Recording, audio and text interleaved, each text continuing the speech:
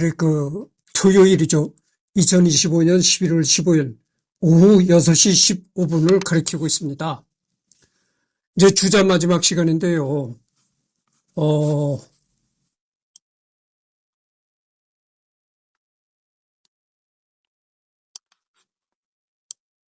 여기를 할 차례죠. 대중매체에서. 근데 여기는 크게 중요한 게 없고, 내가 하고 싶은 얘기가 이제 여기 이런 게 있습니다. 육아도 불교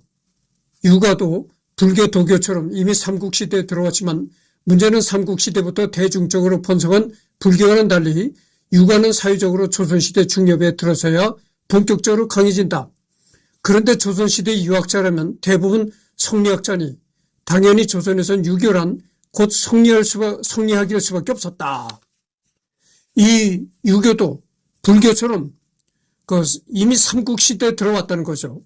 그런데 불교는 유교나 불교나 삼국시대에 들어온 건 똑같은데 불교는 이 민중들이 불교를 많이 선호했다는 거죠. 그래서 이제 불교는 전파가 많이 됐는데 유교가 전파가 안 됐다는 거죠. 그러다가 이제 조선시대에 들어와서 본격적으로 조선시대 양반들이 유교를 아주 참 굉장히 심취하는 그런 계기가 되었다 이런 얘기인데 이게 왜 그럴까요? 내 생각엔 그런 것 같아요. 삼국시대 똑같이 삼국시대 들어왔는데 유교는 민중들한테 이제 파급이 안 됐는데 불교가 민중들한테 파급이 많이 됐다. 이거는 그런 것 같아요. 여러분들 불교에 이런 얘기 했잖아요.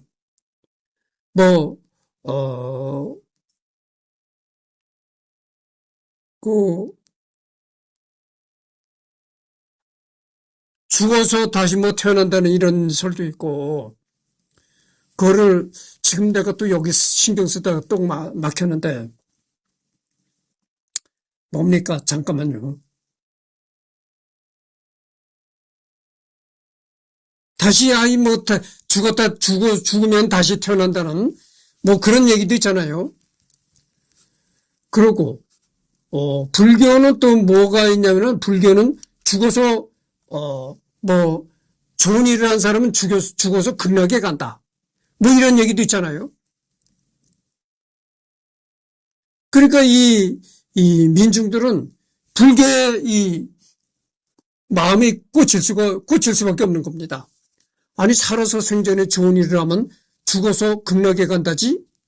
또, 다시 태어난다지? 이런 교리가 있으니까, 민중들한테는 많이 파급이 됐겠죠. 그런 교리 때문에. 근데 유교는 죽어서 극락에 간다든지 아니면 사람이 다시 태어난다든지 이런 얘기가 전혀 없습니다. 유교는 우리가 지금 살아생전에 관한 얘기만 있지 죽어서 어디 천당을 가네 극락을 가네 이런 얘기가 전혀 없습니다. 그래서 종교를 연구하는 종교학자들이 유교는 종교가 아니다. 유학이라고 해야 옳다. 그런 얘기를 하는 사람들이 있어요. 유교는 종교가 아니라고. 그게 왜냐면은 사후 세계에 대한 언급이 전혀 없다는 거죠. 유교는. 그래서 공자님한테 제자가 공자님한테 질문을 던졌다는 거예요. 공자님, 사람은 죽어서 어디를 간다고 생각하십니까? 이렇게 물으니까 내가 그걸 어떻게 알겠느냐. 공자 대답이 그랬다는 거예요. 내가 그걸 어떻게 알겠느냐. 난 죽어서 일은 전혀 나도 할 수가 없다. 이랬다는 거죠. 그만큼 유교는 사후 세계에 관해서는 일절 어떤 유교 교리에 나오는 것도 없습니다. 사후 세계에 관한 언급이 전혀 없다고 하죠. 그러다 보니까 민중들은 사후 세계에 대한 얘기가 전혀 없는 유교는 별 매력이 없고 좋은 일을 하다 보면은 죽어서 극락을 간다. 또다시 태어난다. 이런 얘기를 하는 불교의 마음이 많이 꽂혔으리라고 생각합니다. 그래서 불교는 전파가 안 되다가, 불교는 전파가 많이 됐는데, 유교는 그래서 민중들한테 전파가 별로 안 되다가, 조선시대에 들어와서, 성리학이란, 것으로 유교가 전파가 됐다, 이런 얘기죠. 근데,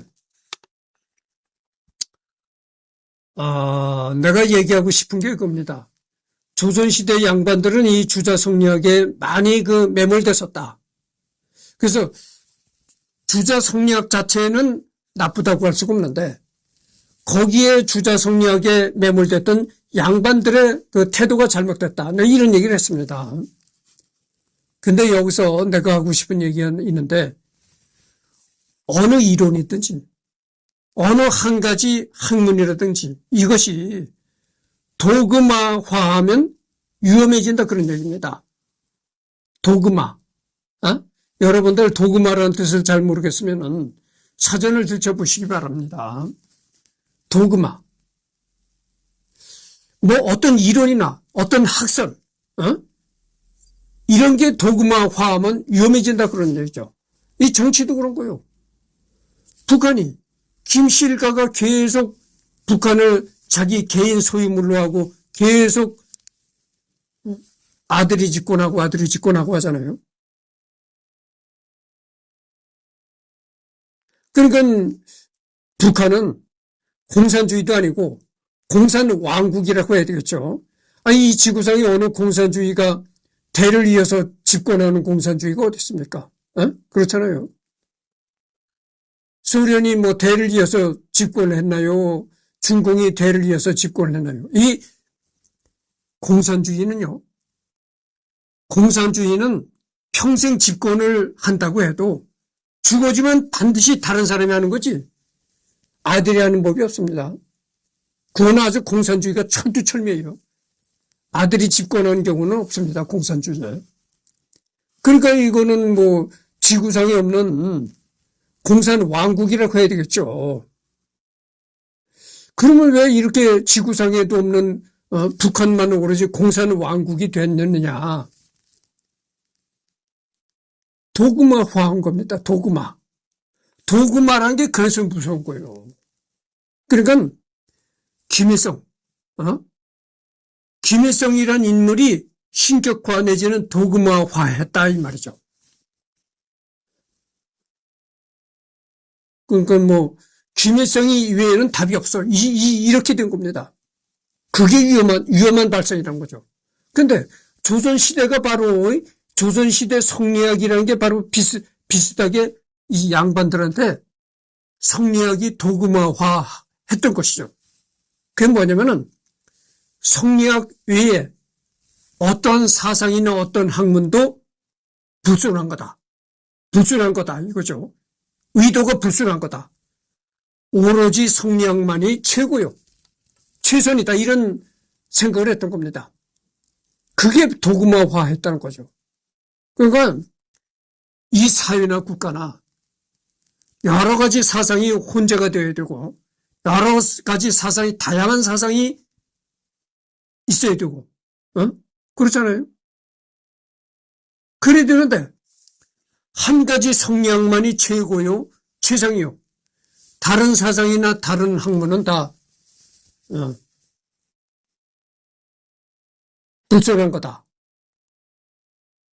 불온한 거다. 이런 얘기죠.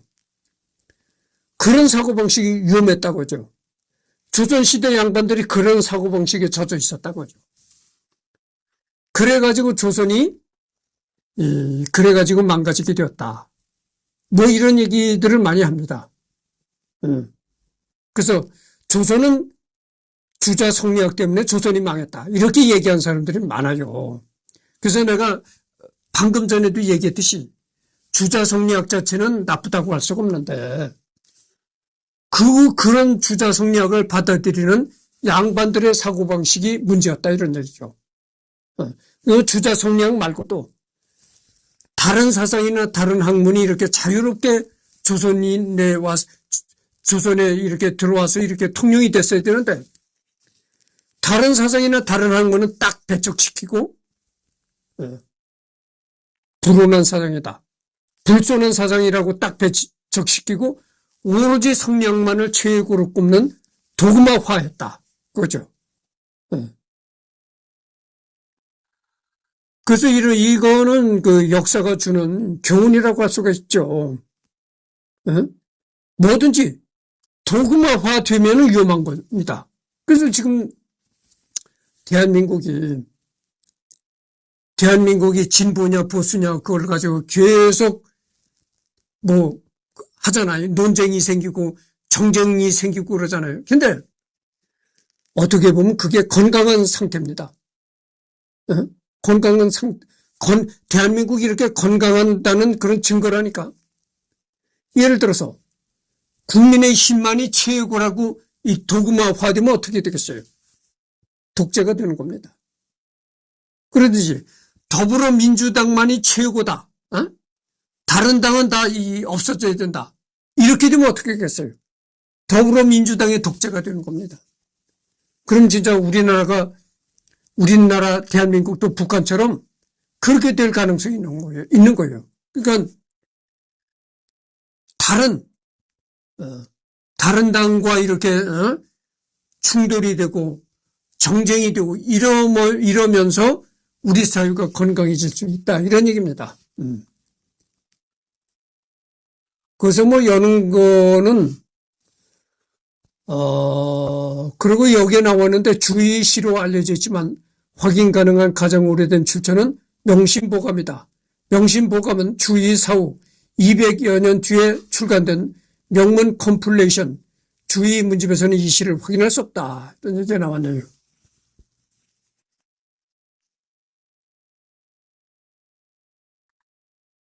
그래서 뭐 이 중국의 철학자 주의는 끝났습니다. 지금 13분을 경과했는데요. 주의는 완전히 끝났고 이제 내일 또 시간이 있죠. 내일은 여태까지 동양 철학자 주시를 했으니까 다음에는 서양으로 가서 서양의 철학자 해겔을 하도록 하겠습니다. 이 해겔이 또 해겔을 내가 할 수밖에 없는 게 공산주의 이론에 해겔의 변증법이 공산주의 이론에 이렇게 이용이 됐습니다. 해겔이 철학자라고 했잖아요. 서양 철학자인데 해겔이 주장한 변증법적 유물론이라는 철학이 있어요. 그 해겔이 주장한 변증법적 유물론이 공산주의 사상이 이용이 된 겁니다. 그래서 그만큼 해겔이 참 꼭 해야만 되는 인물이죠. 그래서 다음에는 해겔을 하도록 하겠습니다.